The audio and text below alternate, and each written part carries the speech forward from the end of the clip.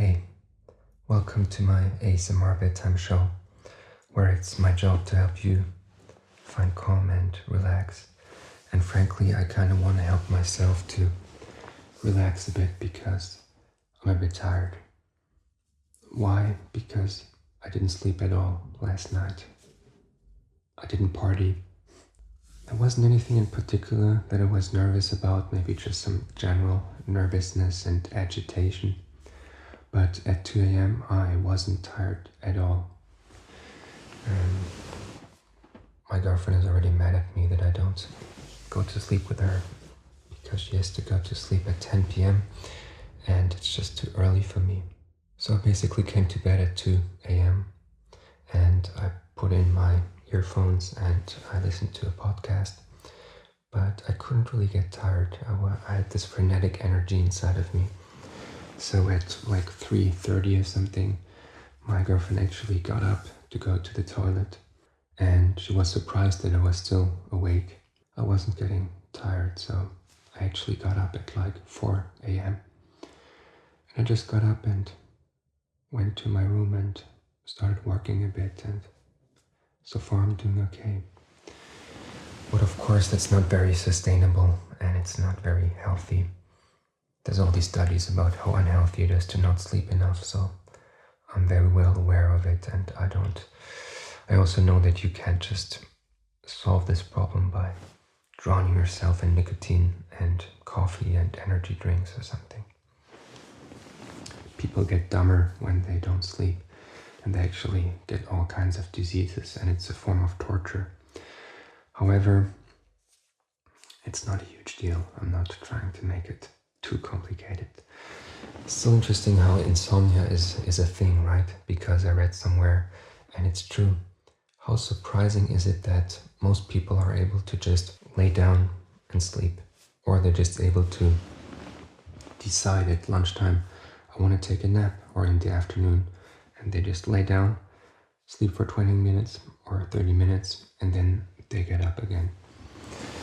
To me, that's a miracle, kind of like I was never able to, maybe 5 times in my life I was able to take an afternoon nap. It's just out of the question almost. My mind is too hyperactive, probably. I mean, if I'm super tired after like a 10-day hike, I would be able to do it, like physically spent. But if I'm not, it's super tough. In any case, I hope you don't have insomnia too much. It can get annoying. I wanted to ask you, how was your week? Was there anything good that happened to you? Is there anything you can feel grateful for?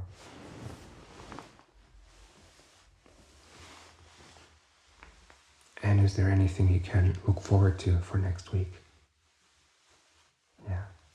You know, I gotta kind of ask those questions because for myself even, I gotta force myself to go back to what matters and put my focus on what's important, namely gratitude and love and positivity, because it's not my default state.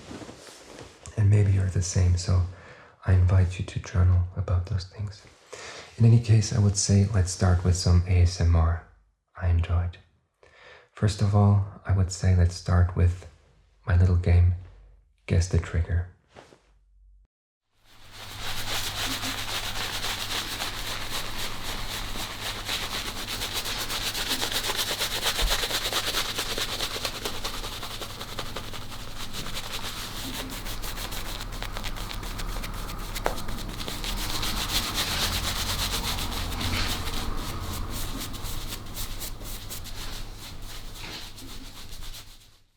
So were you able to guess the trigger? Yeah, it was some shaving foam on a bald head. And to be more precise, it's the head of Massimo from Barber ASMR. He's a bit of a veteran in the ASMR space. He's been doing this for a long time, and I think he has one of the best jobs in the world. What he does is he basically travels around in Italy, but also in other countries like India. He went to the infamous Baba, who now is not with us anymore, and he gets head massages and body massages and chiropractic sessions and those really long extensive shaving and haircut sessions. He doesn't really have that much hair on his head or on his face, so it's kind of funny, but still he has a great job and he seems to love it still, and I like that he's still going strong with his videos. Okay, second, I want to talk about one ASMR content creator. It's not really my favorite, but it's surprising to me because I've observed this guy for a while now. His name is Tom ASMR. You might know him. He is pretty young, French, from Paris. Alors, c'est assez cool parce qu'il y a assez beaucoup de créateurs d'ASMR de Paris, je crois, ou de la France. Il y a Paris ASMR, il y a Made in France ASMR, il y a Moonlight Cottage, je crois, et en plus la super grande. She has a pretty generic name in any case. So in any case, Tom ASMR, he makes these crazy videos where he's like jumping around, and in this video he's in a hotel room actually. And frankly, when I watched it, I didn't find it relaxing at all. But then when I kind of just listened to the sounds, I was kind of like, hey, actually it's not so bad. Actually, some of the sounds are relaxing. This chaos is kind of relaxing, and I don't know what kind of mic he uses, but it's pretty good at normalizing his sound. And I think he's from the TikTok generation, so you gotta be a bit hype and over the top. I think he probably has ADHD or something, kind of like Naruto or something. He's jumping around, and I think this TikTok generation really is used to being over the top and intense. And even if you watch TikTok ASMR, it's really much more intense and short and for high dopamine environments, whatever. But still, I respect what he does. He's very successful. He has like 300,000 subscribers.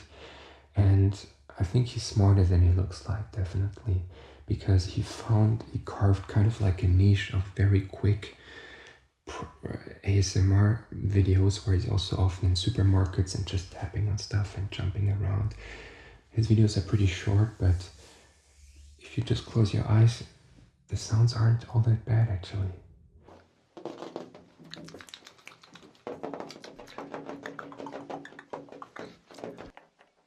Relax, come on. Relax.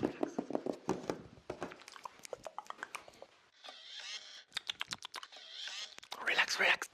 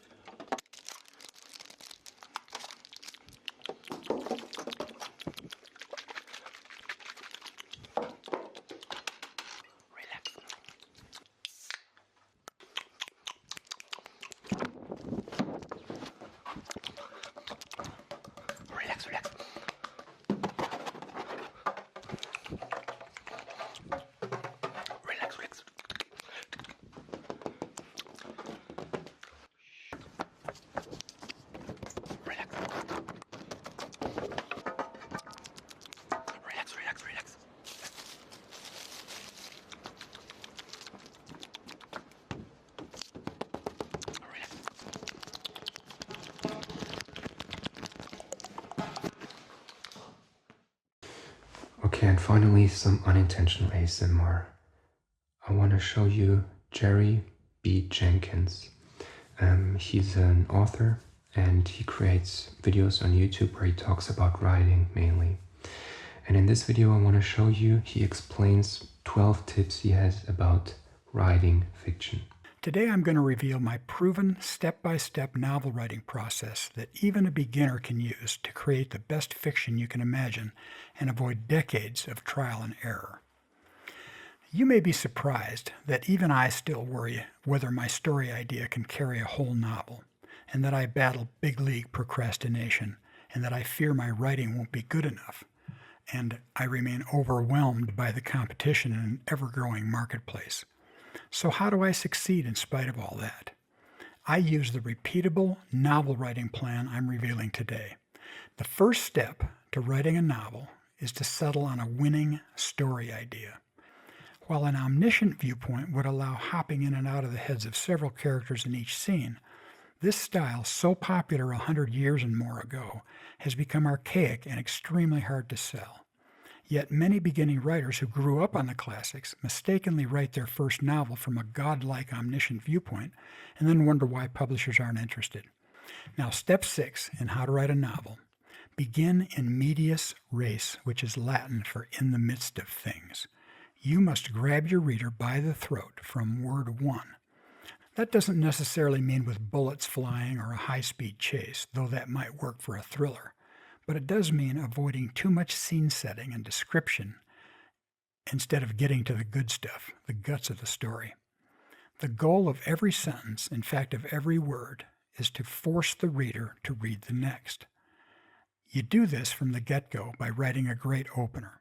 Okay, and as usual, I thought I would do a bit of ASMR trigger sounds for you to kind of get in the mood as well. And I have this special friend I want to present to you. It's a red panda. And he is so cool. I think it's one of the coolest animals ever. They have them here at the Zoo Zurich as well. And they're actually some of the funniest animals you could see. There's like a video of them being like stroked and caressed in their bellies, and they're like doing this and opening their hands, and they're so cool, like jumping around. I don't know how they can really survive in nature, but I think they're much cooler than the regular pandas, even though the regular pandas are cool as well too.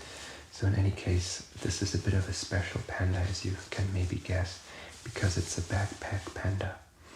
And what my girlfriend did, because she was a bit sick this week, she put like a heating bag in there. I don't know what the word in English is.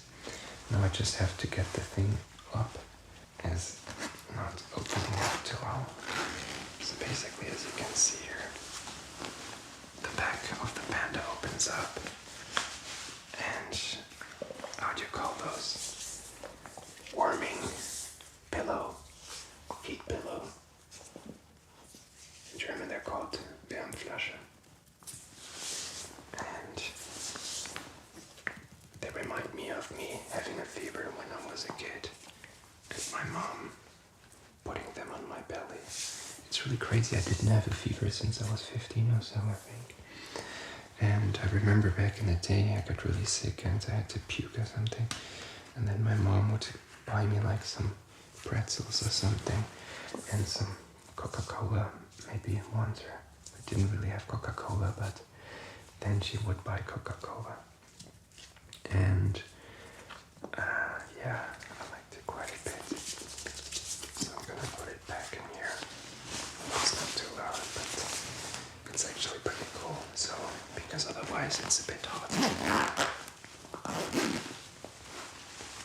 So yeah, this is basically a little helper. He has a small nose which you can like boop, boop, boop, boop, boop, boop, and he has the coolest ears.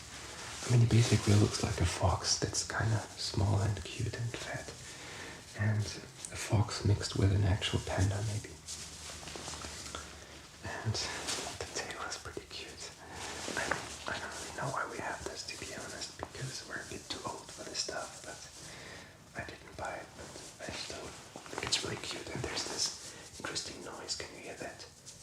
I'm not sure where it comes from, but there must be some layer of fabric in there which makes almost like a sand noise.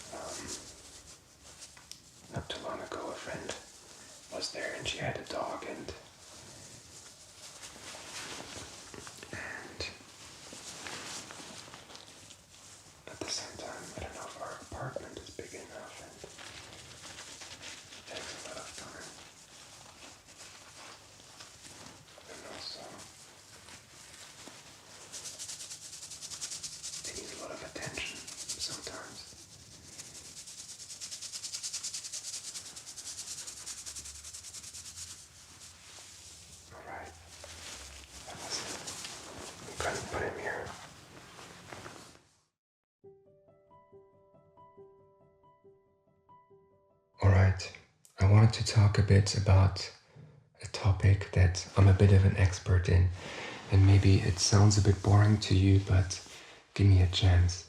I wanted to talk about audio that helps me fall asleep and that maybe helps you fall asleep as well. And give you some recommendations, but also talk a bit in general about sleep, about my brain, and maybe about your brain too. And I find this a quite interesting hobby because one thing's for sure, and you probably have that figured out as well, my brain isn't all that normal. So basically, I need audio to fall asleep. Obviously, I can't listen to audio on full blast. I have headphones or like a special sleep headband. And basically, for as long as I can think, maybe 10 years or longer, I've been listening to some form of audio to fall asleep. There's really rarely a night where this doesn't happen. Maybe when I'm on vacation or when I'm drunk or something, which also is quite rare. So even on vacation, I usually have my smartphone and some tracks prepared. And I'm not proud of it. I wish it was different. I wish I didn't have this crutch, so to say, that I needed. And I wish I could just do this and fall asleep. But that's just not the way I am right now, at least. Maybe my girlfriend says with meditation this can go away, but I'm not sure. In any case, for me, I had to develop kind of an exquisite technique, almost like a science, in terms of what I listen to fall asleep. Because I can't just listen to too exciting stuff, obviously, like true crime podcasts where people get murdered. I guess if the voices are calm, that will be fine, but if it's just like different voices being too harsh and screaming on top of each other, doesn't work well. And of course, comedy podcasts, which I usually like, aren't great either, where people are just screaming on top of each other. At the same time, and this makes it more tricky, I don't like it if it's too boring, because my brain needs to engage a bit and find it a bit interesting for me to kind of buy into it, and for my logical brain to be a bit occupied to then fall asleep. And this can be kind of tricky because on the one hand, not too engaging, but not too little engaging. And I gotta be honest, ASMR is great for falling asleep, but recently I preferred podcasts for falling asleep because ASMR is oftentimes kind of predictable. It's like trigger compilations, and I don't want to hear like 100 different wood triggers. Or it's like role plays, which are a bit predictable and just kind of like feel goodish. And to be honest, like most of the videos are just kind of a random selection of triggers, and then they're called "Try Not to Fall Asleep" or "Cure Your Tingle Immunity" or 99% of you will fall asleep. I'm kind of exaggerating, but it's kind of true too. Yeah, and also there are actually some podcasts which are pretty good, and I want to recommend them to you. One is called Sleepy, and the other one is called Nothing Much Happens. And in the latter, they basically tell some stories about, kind of like children's stories, like a person is walking around at the beach, and that's the story. It's a bit too boring for me. That's kind of my problem.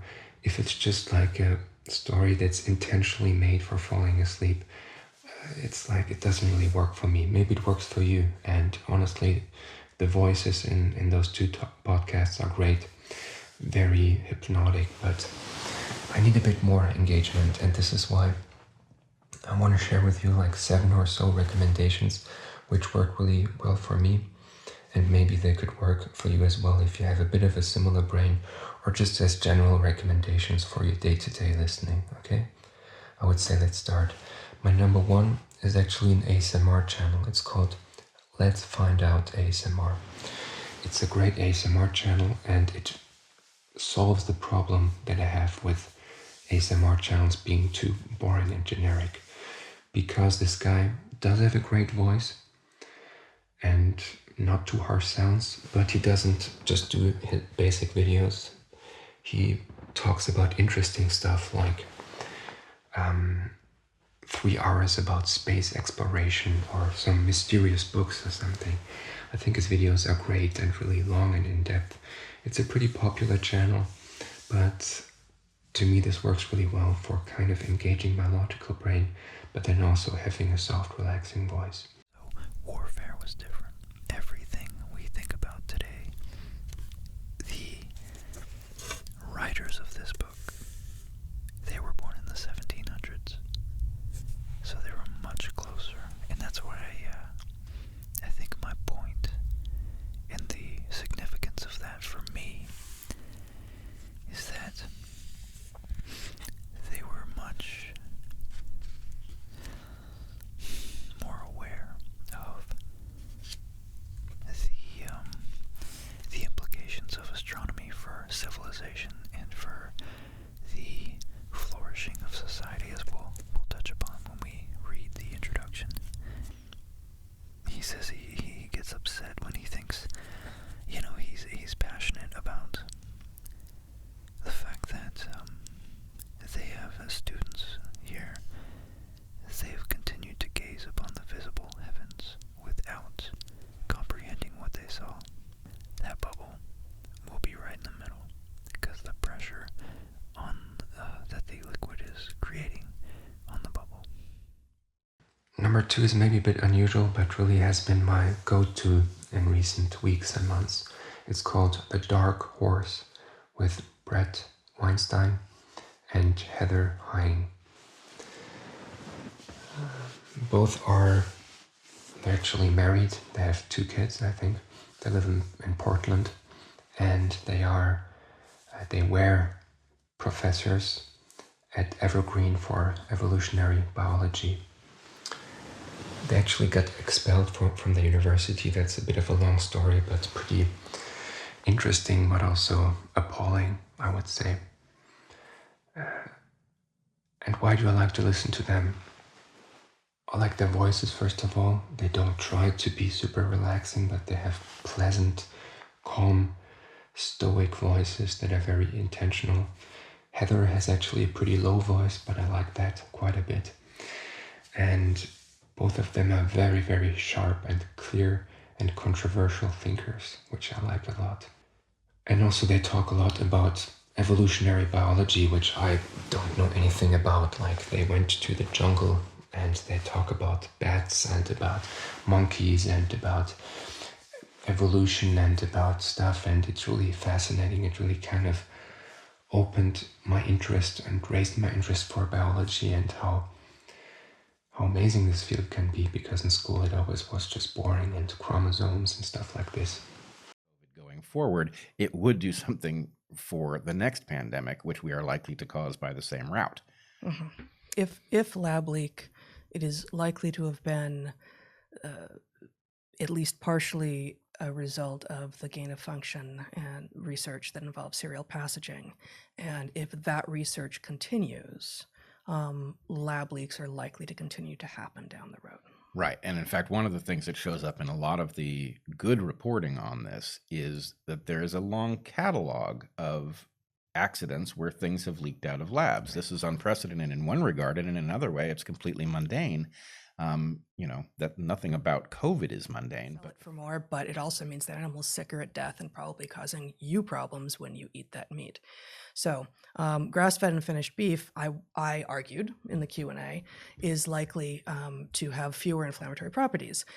I stand by that. That I believe is true. But maybe an even bigger issue of the junkiness of the category red meat is simply like whole red meat versus processed red meat.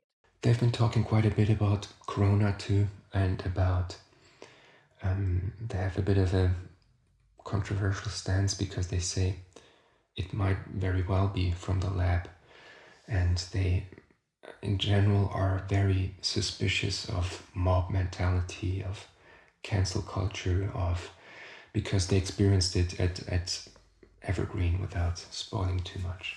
And I don't want to spoil everything they talk about here. And they're not really the typical, like, right-wing people. I think they're more on the left side. That's where they see themselves. But I don't really care about the politics so much.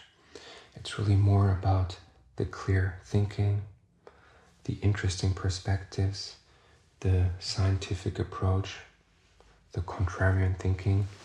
And I gotta say, I find their relationship quite wholesome in a way. Sometimes they really get kind of on each other's nerves, which is normal, probably being married for a long time. And they're kind of like, what are you talking about? And both of them are very, you would say, left-brained, mathematically thinking, even though that's kind of debunked. But it's quite wholesome that they're still able to remain quite neutral even when they disagree about some points. They have a good sense of humor, they're able to laugh, and yeah, they really found each other.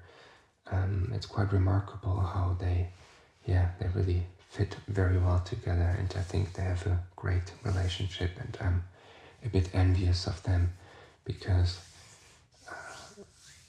Brett is really lucky to have found such a smart woman. Alright, and Brett Weinstein actually has a brother. His name is Eric Weinstein. He also has a podcast which is called The Portal. He also has a pretty good voice. He has a bit more of a physics background, and I think he worked for Thiel Capital. He also has some good guests and interesting perspectives. However, he hasn't really posted that much recently, and sometimes when he talks, I do sense a hint of paranoia and delusion of grandeur and almost insanity, because I don't know, he's much smarter than me. Obviously, he studied in Harvard, but he basically claims that they all mistreated him and nobody really recognized his genius. That's basically the subliminal message he transmits. And he talks a lot about how shitty all of academia is, which is true, I think, to a large extent. However, he then at some point came up with his own grand unifying theory of the universe, which is called like geometric theory or something. And he even held a lecture at Stanford or something, but it almost seems like he made it all up. I don't know, because I'm not a physician and I'm not a genius astrophysicist, but I feel like just from my people skills, I get a bit of a weird energy from him. He's also super convinced that social media is going to shut him down. So in any case, if you're a bit open-minded about out there ideas, then I can also recommend Eric Weinstein. U.S. context is that we've added something novel, that we were bringing people, let's say, from Africa where falciparum malaria is very deadly, to a place where it's absent. And what we're doing here is, in some sense, saying the trait that you have may have been adaptive, although at great cost. Yes. But that because of some aspect of modernity, we actually have to double down on modernity. The first part of it was something like air travel. Another go-to podcast for me is Sam Harris, Making Sense podcast. Maybe it's an obvious choice, but Sam Harris is an author, philosopher, meditation coach nowadays. I think his podcast before was called Waking Up, but now his meditation app is called that. I don't necessarily agree with everything he says either, none of those, but he has like the perfect meditation voice. I think he kind of does it deliberately because it's just so hypnotic, his voice, that you just fall asleep, especially if you listen to his meditation sessions, his app a bit. You just, once you hear his voice, you almost have to shut it out. Recently he's been talking a bit more about politics, but he has some great guests too, like journalists and neuroscientists. And he just has a very unique perspective on things. He has this very clear thinking, which is just so refreshing to me. And I enjoy his contrarian opinions on many things. And just the way he crafts his sentences is just very inspiring to me, because I'm not in any way comparable to these guys. And this is another person I really like to listen to. I like most his episodes where he just talks by himself. It really was a kind of failure of nerve. I'd been hearing Terence talk about this since the early 90s. And I'd had several bad trips on LSD and even on mushrooms at lower doses that had given me cause for concern.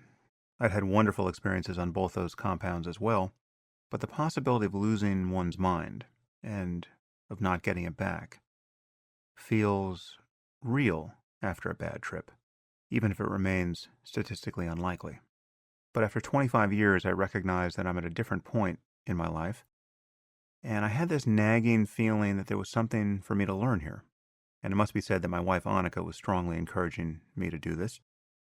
She was really insistent that I do it. And so, as one does, I put it on the calendar. Okay, what else?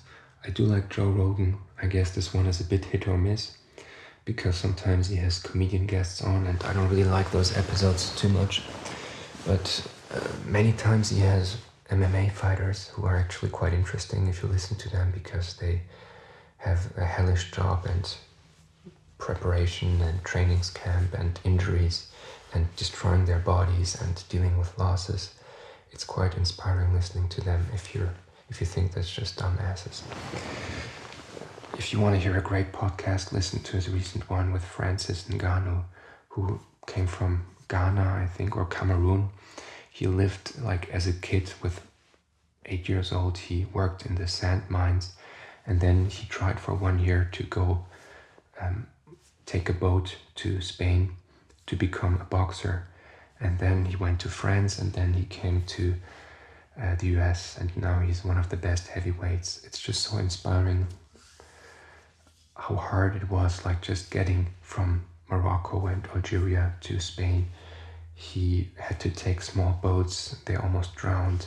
He had to hide in the forest. He was traumatized on so many occasions. So it's a terrible story, but his will is very inspiring. And he has a great soft voice too, for some reason. So in case you want to fall asleep, check it out as well. I was about 10 years old when I started that, because I was in the village, and where I grew up. After leaving my aunt's house, I went to my grandma, and we had to do something. We had to work to contribute at home, to buy oil, to buy food, and also for our scholarship, for books. So you have to work. But then again, I think I want to say something about Joe Rogan, because many people think he's just a meathead and he's right-wing or something. I think that's not true. I personally think he's not that funny. I gotta say this, so I'm not trying to diss him here, but he doesn't have the quick wit of an Andrew Santino or Andrew Schultz or something, and he's a bit too old to really get jokes. Sometimes when he has comedians on his podcast, he actually doesn't get the jokes really. They just fly over his head, and he's kind of almost feels like he tries to diss the comedians when they try to make a joke. What I'm trying to say is this can actually be a good thing if you try to fall asleep, because if it's too much energy and egos, it's it gets too exhausting, Chris D'Elia or Brian Kelly screaming at each other. They're both cancelled now, but whatever. Or Bobby Lee being all crazy and having to being too high energy. Joe is actually, I think, kind of a serious guy. I think he's a martial artist at heart who has a crazy good work ethic, and he's much smarter than people give him credit for. But at a certain point, you kind of know his stories, right? The sauna, the elk meat, the hunting, California lockdown, Texas, these things, aliens, DMT. It kind of gets repetitive, but that can be good, because he actually got better at interviewing, because he knows that he can just shut up sometimes. And to me, some really great podcasts happen due to this, like the ones with Naval Ravikant are, I think, some of the best podcasts out there, and also many others that I really remember fondly, even with comedians sometimes, but mostly, or like with Duncan Trussell or something, or maybe even Joey Diaz, but usually I like when there's scientists coming. There were some real high caliber scientists, and of course Elon Musk and so on. Alright, so in a similar vein, do you say that? I want to mention Lex Friedman, who has a great podcast. Initially it was called like AI Podcast, but now it's just called the Lex Friedman Podcast. You probably know him if you're a bit in the podcast space, but he is the son of Russian immigrants. I think his father is a scientist too. He once interviewed him as well. And Lex is a AI researcher at Stanford. He is also interested in BJJ, and he's interested in playing the guitar, and he reads poems. So he's a bit of a unique personality. When you hear him talk, it's a bit strange. It's almost like he's kind of drunk or something. Like he doesn't articulate clearly. He's like, what about the technology of this thing or whatever. It's kind of weird, but in any case, I don't want to diss him at all. I like him a lot, and he prepares well, and he asks good questions, kind of unique questions like, what is love to you? What does death mean to you? What makes you happy? And he gets amazing guests, like, I don't know how exactly, but he has access to not only Elon Musk and so on, but to like Roger Penrose, Stanford people, astrophysicists, scientists, programmers, the guy who basically invented the C# programming language, I think. So tons of great, inspiring people.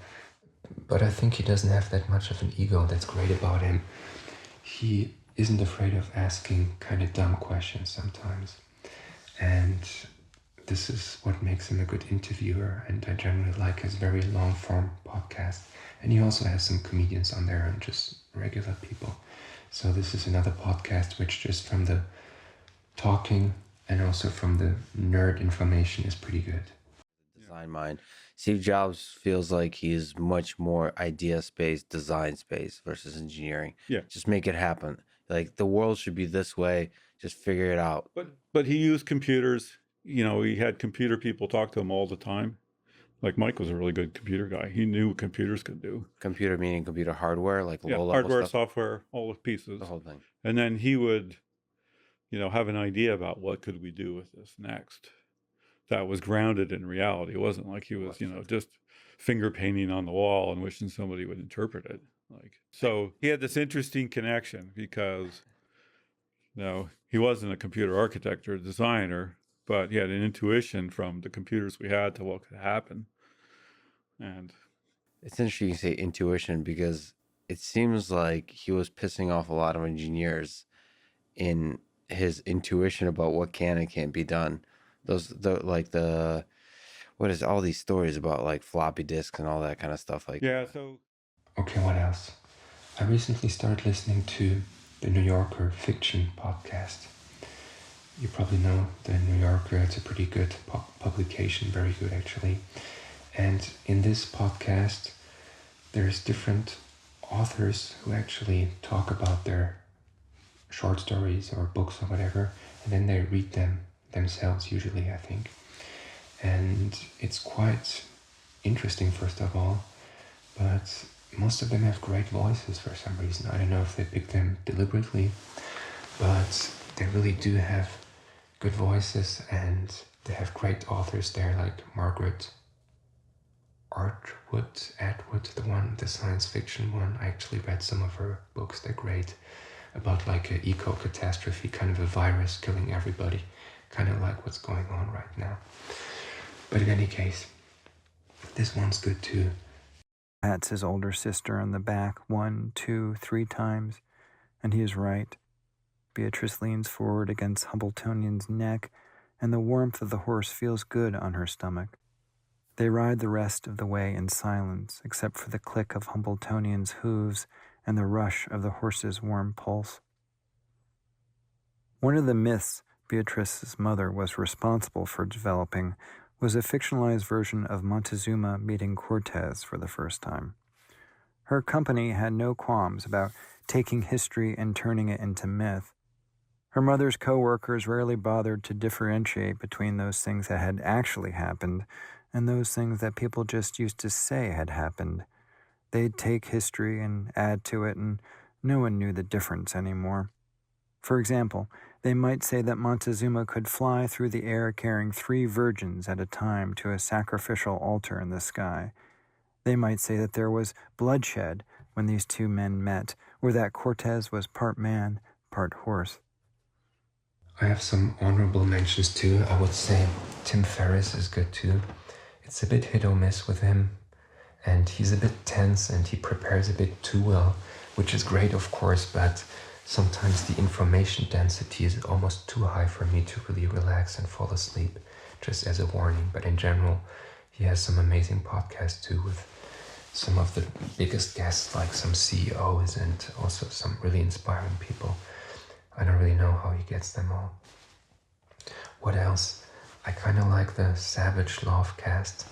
I don't really listen too much about it, but Dan Savage, who's kind of like a love and sex coach, you could say. He's actually homosexual, and he has a great voice. I just kind of feel that sometimes he doesn't really get heterosexual dating, because homosexual, gay dating is just so different, but that's another topic. But it's a pretty good podcast too, and he has some interesting questions, and if you're a bit open about this stuff, I find it sometimes interesting to broaden my horizon and just listen to different people like that I don't regularly think about so much, like trans issues or lesbian issues, homosexuals, dead bedrooms. I think that's a quite interesting, broad area of psychology and relationship psychology that's very interesting to me. And yeah, there's probably some other ones which I've forgotten now. There's also some German ones which I think are not bad, like Fest und Flauschig with Jan Böhmermann and Olli Schulz. If you're German, I think they're pretty funny, naturally, both of them. Jan Böhmermann is kind of autistic, but he does a good job at what he does. And Olli Schulz is actually kind of the star. He has a lot of great stories, and he's a likable guy, definitely.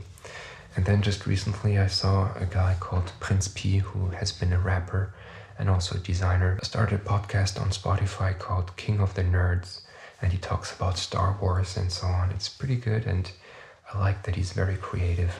He's actually a great rapper. Once he basically made a rap album with the story of Lord of the Rings, kind of like about orcs and a wizard and so on, and it was pretty creative and like with real like orchestral beats and so on. It was really creative, kind of strange too, but whatever. Yeah, I think there are probably many other podcasts which are pretty good. In general, I would say comedy isn't really what I would recommend, and it's too intense, like Tim Dillon or something. He's like screaming around, or Fighter and the Kid and so on, if you're into that, or whatever you like. Tiger Belly, Bloodbath, I like them. What's kind of good is the Bill Burr podcast, where he just talks on his own, like Monday podcast or something, Monday morning. And it's basically just him ranting, and it's not too high energy, but he is usually just pissed off about everything, or he talks about baseball or American football or his helicopter driving, so, but this could be okay. In any case, those are some recommendations. Do you have any recommendations? Because if you have some, I'd be super happy to hear them, because I'm always on the lookout for stuff, because as you can imagine, it can be tough to find the right balance between relaxing and engaging, and those ones I just mentioned pretty much hit the spot for me, but they're not perfect. And I do try to listen to audiobooks sometimes. I listen to those Sapiens, Yuval Harari and so on. Those ones are great, but I try to do fiction, but they're tough for me. Sometimes I listen to like Sherlock Holmes on Spotify, but I just always fall asleep, or just don't really listen to what's happening. Or I downloaded some books on Audible, like some fantasy sagas which are very high rated, and some sci-fi ones, but it just so happens that I can't really stay with it, and I just forget most of the stuff.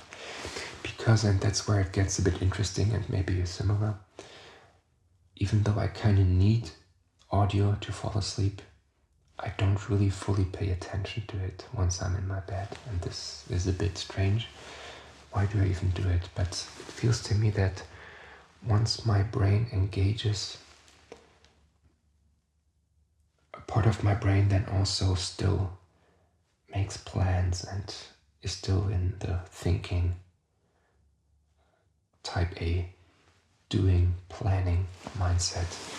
And this is why when I listen to podcasts, I oftentimes just in waves listen, but then I disengage, and then I listen, and then I disengage. So the next morning, it's almost like I just dreamt, and there's only bits and pieces of the podcast I remember, which is totally fine, I guess.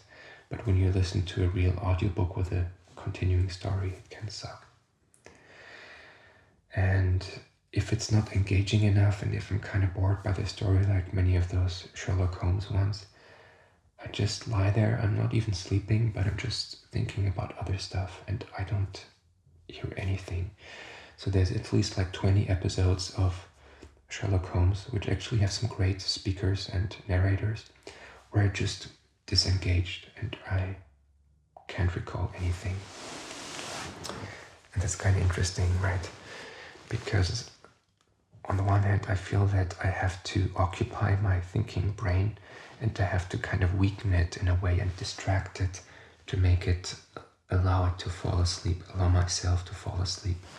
And that's apparently also a technique that's used in hypnosis. Apparently, I read once, if you want to steal from a cashier at the supermarket, what you have to do is ask a question while you rob the person.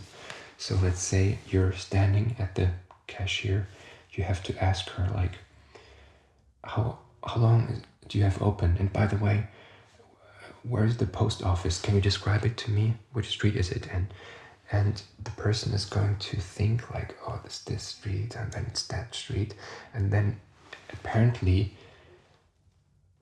this is going to take so much of their logical brain that they will just shut off their senses, and you can just take money from their hand or something. I've seen some videos, I don't know if they're fake, but they look pretty interesting to me. I think there's something to it. And my theory is that kind of my brain works like this too. But then also I had this kind of like unpleasant thought, like, because I told you that in the morning I get up and then I only remember bits and pieces of my dreams, and also bits and pieces of what I listened to the day before. And I oftentimes feel like my life is like this. I only remember fragments of my past, and sometimes like who I am is very frail and unclear to me, and mysterious almost, and cryptic. I oftentimes think about myself like, who am I? What's my past? It's not clear and chronological to me. It's all interwoven and strange, and then there's the black hole there. Time isn't linear to me either. It's weird. Let's just say it's kind of weird. I don't want to like worry about it. It's just the way I am. But it's definitely kind of different than most people, I would say. And yeah, maybe you could find some videos that you enjoyed. I hope so. And maybe you want to check some stuff out. And if you have anything that you want to recommend to me, please leave a comment or write me an email or something.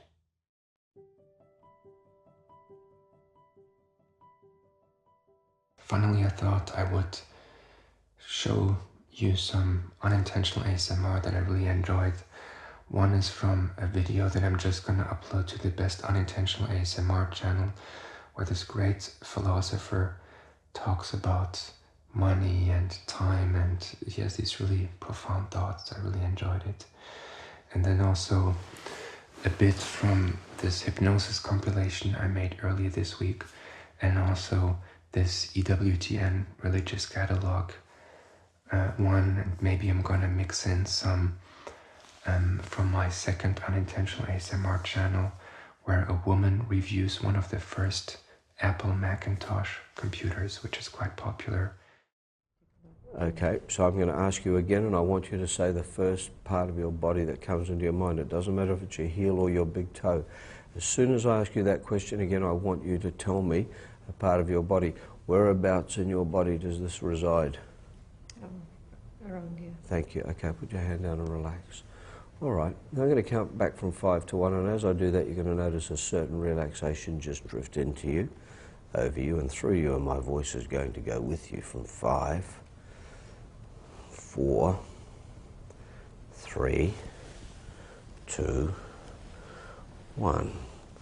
Now you're going to notice with each moment that goes by, whether your eyes are open or closed, you just drift deeper and deeper down inside yourself to a helpful, comfortable place where this unhelpful issue of sinuses and a lack of confidence in peer judgment can safely and sensibly leave your mind and body even when you are no longer with me here, regardless of what is happening around you. Now I'm just going to touch each side of your face very gently, and you're going to notice that simply relaxes you a little more. I want you just to imagine you're breathing a nice, relaxing colour into the area of your throat, the top of your chest. I don't want you to bother to think about your nose, your sinuses. I want you just to imagine you're breathing that relaxation into the top of your chest. That's right. Now I'm going to count back from 10 to 1, and you're going to go deeper and deeper down inside into a very wonderful and pleasant place. 10, 9, 8, nothing bothers you now, nothing disturbs you. 7, 6, 5, 4, 3, 2, that's right, 1. Now where you are in your mind's eye, I would like you in your imagination to drift back to a time when you were younger, in a classroom with a certain person. We have a couple of sweet plushes to show you next. They're two of my very favorites that we have, but there are even more plushes available on our website. You can just search the word plush on EWTNRC.com and see what shows up. Here is first our Mother Mary and Jesus plush doll from Hallmark. This Mother Mary doll is perfect for cuddling as she cradles the baby Jesus in her arms. She's unmistakable in her lovely blue and white with little brown sandals on her feet. She's made of soft plush fabric with embroidered features. The doll measures 12 3/4 inches high, and it comes with an attached gift tag that reads, "Mary and her precious son were gifts from God above. Her blessed life and faithful heart teach us strength and love." Also from Hallmark, we want to show you the My Friend Jesus plush doll. He's 13 inches tall and is perfect to remind your little one to always be close to Jesus. It's also perfect for bringing the scriptures to life in their play. This doll is made of soft plush fabric with embroidered features, and it comes with an attached gift tag that reads, "Jesus loves you. Yes, it's true. He loves you just for being you." Either of these plushes would be wonderful for a Christmas gift or for so many occasions throughout the year. I think of baptisms, first communions, and birthdays. What a sweet way to provide a sense of security for your little one. Mac knows that you want to do something to this diskette, and your choices of what you might want to do are listed in hidden menus that operate a little bit like window shades. When you move your cursor, right, that are choices. We could find out something about this diskette, or we can just open it, or we could eject it. But if we open it, just say open, and immediately you get what we call a window that displays graphically and in words what is contained on the diskette in the machine. So you can see there's a picture of a hand painting, which symbolizes a paint program, and a handwriting for the word processor, and a couple of memos. Notepad lets you, while you're working in any application, as well as just this, what we call the Finder, which is like a directory, be able to grab the keyboard and write a note to yourself. Remember to read page 12. And you could say, put this away, or you could move it over. All right, that was it. Thank you so much for listening, and don't forget to subscribe if you haven't already, and you can also check out my newsletter at findcalm.com/Sunday. If you want more recommendations, I have more ASMR and unintentional ASMR recommendations. And I also have the sources in the description, but also in the newsletter, so I'm going to put them all in there, so you should probably do that as well, if you're kind of interested. Yeah, I kind of try to share my thoughts there, and kind of enjoy writing, even though it takes a long time. It takes me like half a day or something. But yeah, I really had fun doing this, even though my mind was kind of wandering at times. I hope that this was still relaxing to you, and I hope you're doing well in, I don't even want to say these strange times, but whatever. I just hope you can go back to normal. I want to buy some cool props for ASMR videos, and this is why I kind of looking forward to things opening up again.